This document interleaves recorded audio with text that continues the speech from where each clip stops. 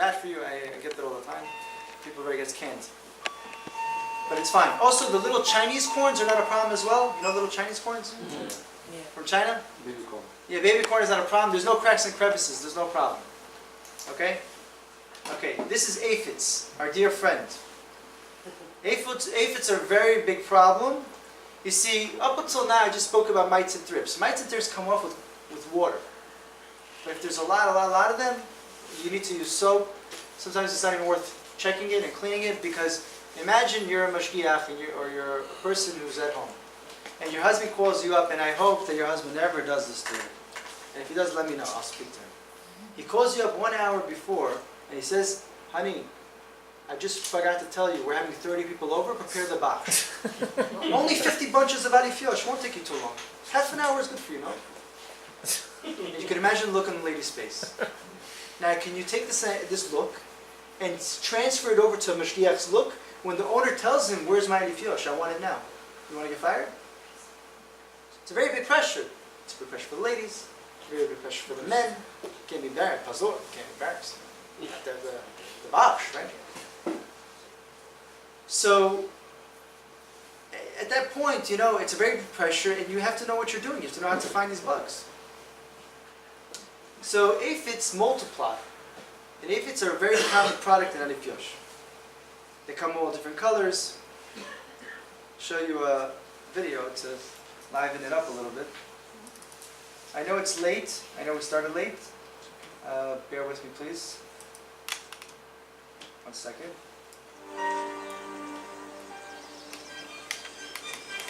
This green aphid is populating the world with herself. She's a virgin, and cloning herself, she produces a genetically identical daughter every 20 minutes.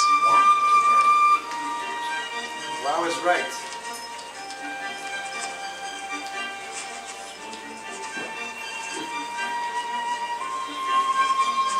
The babies even have babies inside them.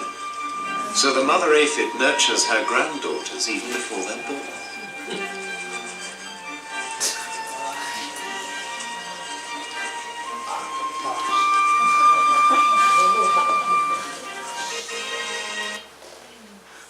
So you can imagine if you're finding these in your product, it's very impractical. If there's a lot of them, it's very impractical to even try. When I train ladies, I try to train them how to check, and they find aphids. There's a couple of problems here. Forget multiplication. Every 20 minutes that they have babies, and their babies have babies. So a whole generation within a short period of time, you can imagine a couple of days. Forget about that for a minute. There's 2 other problems. Number one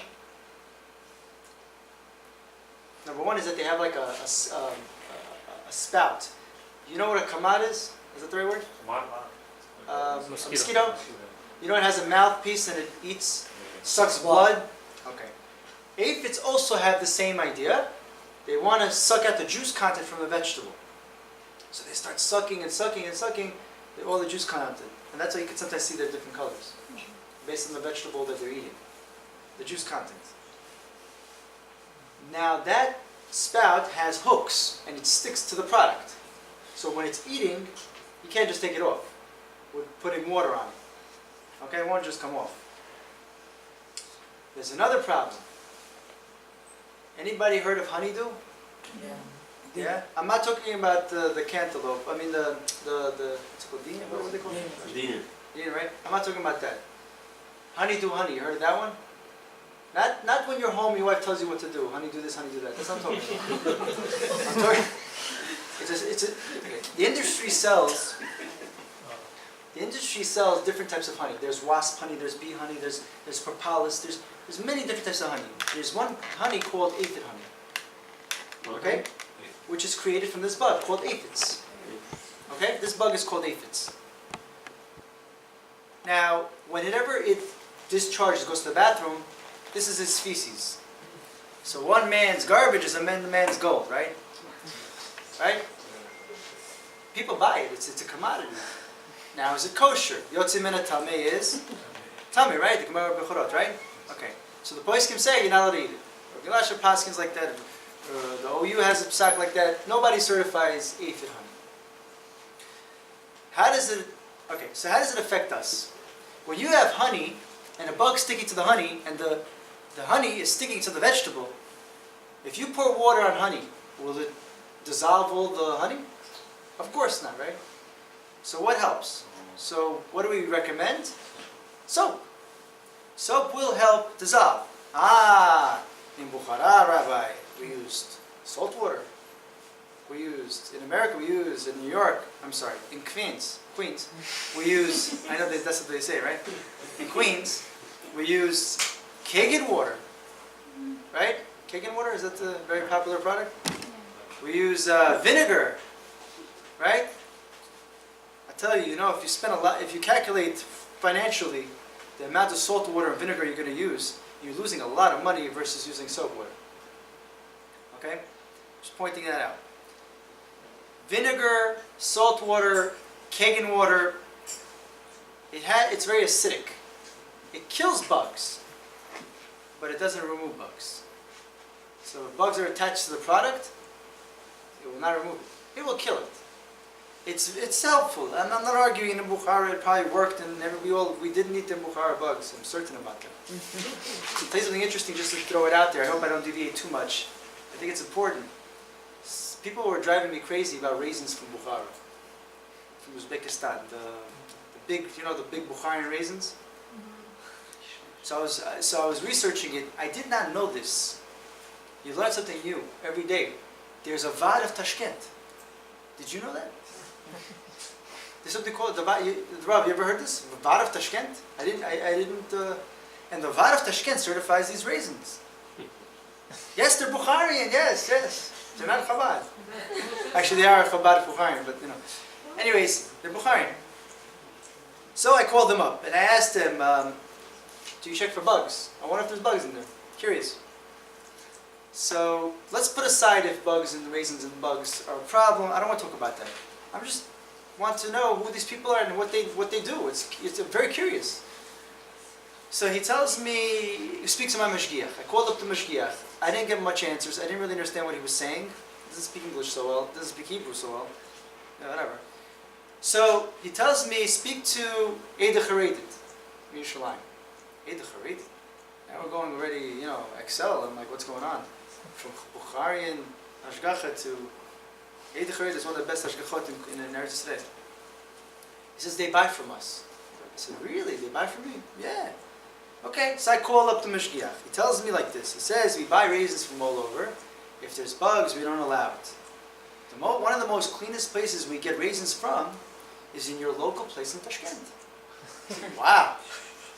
Very interesting. You see how Hashem protects the Bukharians? It's very interesting to me. Wait, I'm getting there.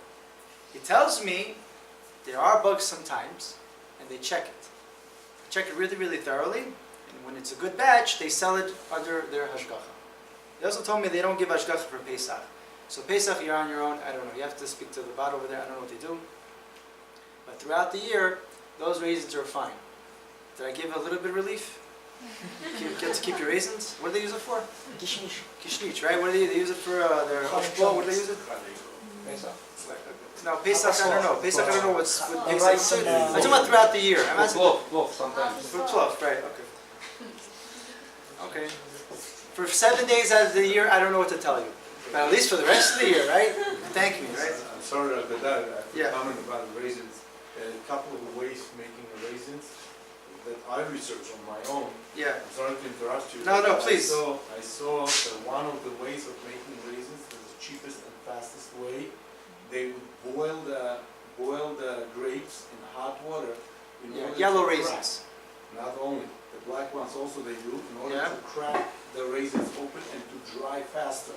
It's a fastening process. Yeah. And I don't know what kind of kilim they use there. Most probably it's a goyshe kilim and the utensils that they boil the raisins. I don't know, even the tam of gum or whatever you want to say. You have to be careful, research of those raisins. How could you check it? If you take and raisin is completely dry, meaning there's no any liquids of outside, it means it was, or you could put one in the water, and when it, after 2 days, it blows up like this, and you see it's like a grain, full grain, no approximate, it would be like clean raisin that's dried by sun. But if a raisin is open, you would assume that that's how they made the raisin by cooking it before. Right, I was told, again, I don't really know the raisin industry perfectly, but I was told by experts that traveled to California to see the raisin industry when they were checking about the worms and the issue. They told me that the only raisins that they saw, at least in the U.S., I don't know about other countries, I can't speak. If the Rav says, then okay, I trust you. He told me only yellow raisins they put in a hot bath, it's called. And it helps, by the way, to take off bugs also, they told me. It's one of the, there's like external infestation, they do that. And this works together with sun-dried, because sun, attracts bugs, obviously. Right, they told me that. Okay, if you're saying, it's a good question. I guess that's something I'd have to ask the Ada, but again, the Ada said that during the year they go down there, they look into it. I don't know. Thank you for bringing that up to me. Okay, everybody notice over here, these are all aphids, obviously. What's this? Oh, sorry. What's this? Right. It's not your relatives, right? Not ants, not like that. Don't. It's an ant that walks. It's a bug, right? What is it doing here in the middle of nowhere, right? In the middle of aphid land. The answer is that aphids attract outside predators because aphid honey is a commodity. Who attacks it? Wasps. That's how you get honey to honey. Remember we spoke about that before, right?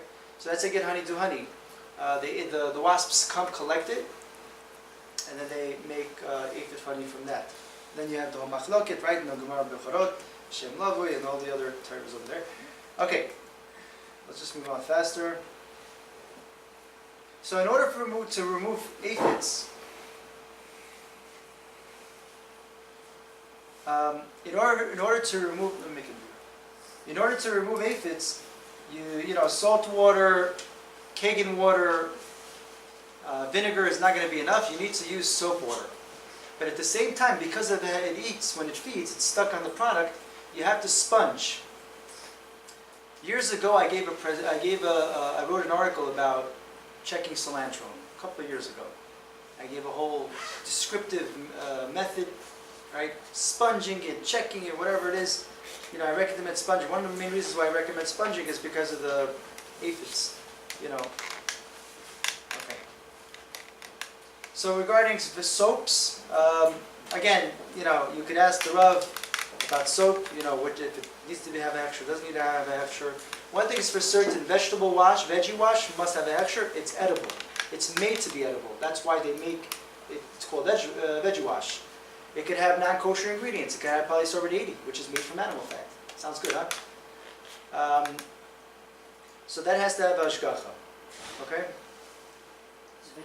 Do not use anything that has 3 words. Chlorine, Clorox, bleach. It's harmful to humans, not just to bugs. You don't want to kill yourself, meanwhile you try to kill the bugs and remove them as well. It's not, too much. Okay, this is called leaf miners. Okay?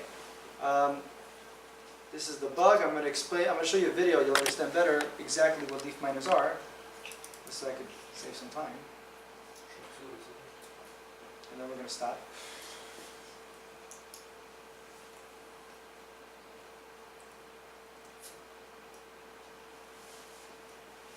Just give me a minute.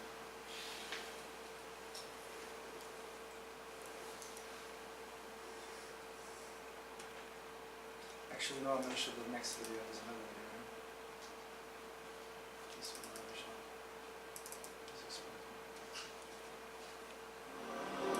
The leaf miner, Liriomitsa huidobrensis, arrived in Europe from Latin America in the early 1990s.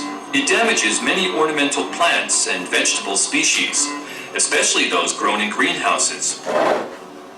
Adult female leaf miners cut fan-shaped feeding punctures with their ovipositor into the leaf surface. From these wounds, they imbibe plant sap.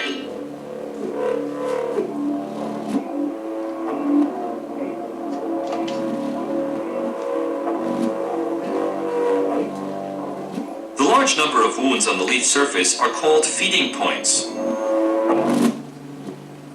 Fertilized females lay up to 150 eggs at some of these feeding points. After a few days, the mouth hook of the hatching larva is fully developed and is used to cut a slit through the eggshell. The hatched larva then lies on its side and tunnels its way through the spongy tissue of the leaf. The larva grows rapidly as it feeds incessantly, leaving feces within the mines produced.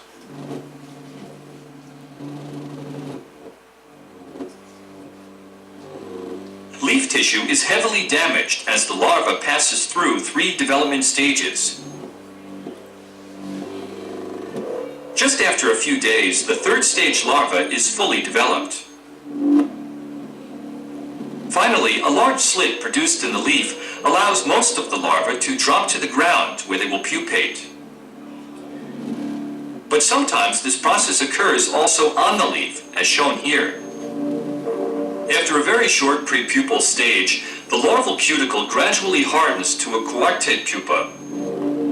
Pupa means just the development stage as it's growing and maturing into a full adult bug. After about a week, this emerging female uses its inflatable bladder at the top of its head to break open the pupa at preformed lines and emerges.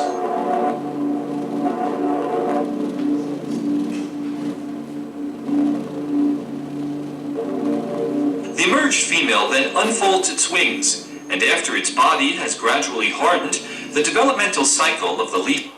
Okay, so leaf miners, by the way, are regular flies. You know, they'll land on a product, and they'll lay their eggs, and they'll go inside the leaf. And you can brush, you could scrub, you could do whatever you want, they won't come off. It's in between the leaf, it's inside the product. So, you could find it on celery. So here's a very thin line. I have celery here, I'll show you. This is the bug actually. Sometimes it's dried up, sometimes you could break it apart, you could create apart the celery and you can find a worm. You can find it sometimes in the summer on romaine. I don't know if you can tell, it's a little bit hard because it's a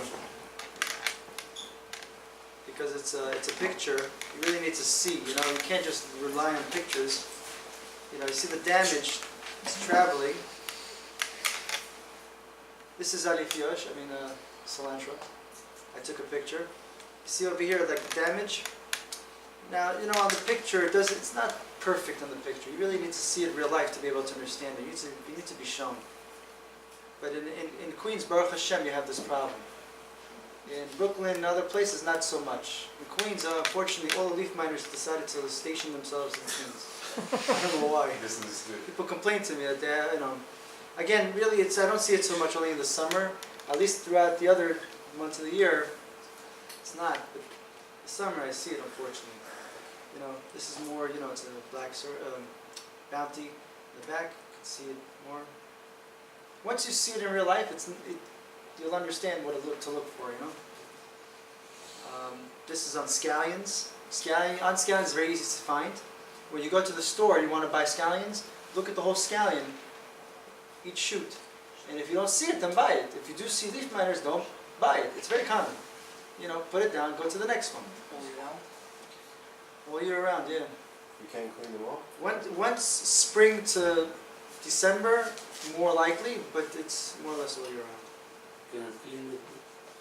Once you see it, you got to tear off the affected area. It doesn't come out. It's inside. It's inside the leaf.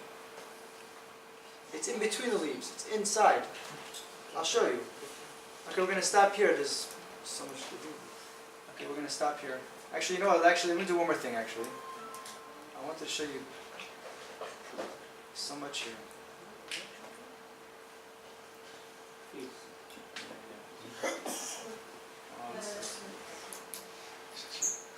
Okay, here. Beans. Okay, so for years nobody really was concerned about beans, especially if they had a shgacha like in OU. Then you don't necessarily have to. I mean, OU takes responsibility for a product that they certify. Last year there was a major infestation of, and some companies recalled. Only actually one company, Geffen, but others did not make any recalls. If you take beans and you put it in water, you put it in water, 3 times the volume of the beans, because the beans they soak and they swell up. You see on top if there's any beans floating up. Whatever floats up, you have to cut it open and look for worms. If you don't find any worms, then in any of the ones that floated up, you can use the beans. It's not a problem. Another point you need to pay attention. I want you to pay attention. You see over here, like these little balls over here, little, right? Explain. See the little balls? Yeah. You know what that is? See the worm? The worm is eating inside the bean, and these little balls are part of the bean. Can you make it bigger? Can you make it bigger? Sure. I have over here, just for you. I have beans with, you'll see the infestation. See the worm? Wow. See the pieces?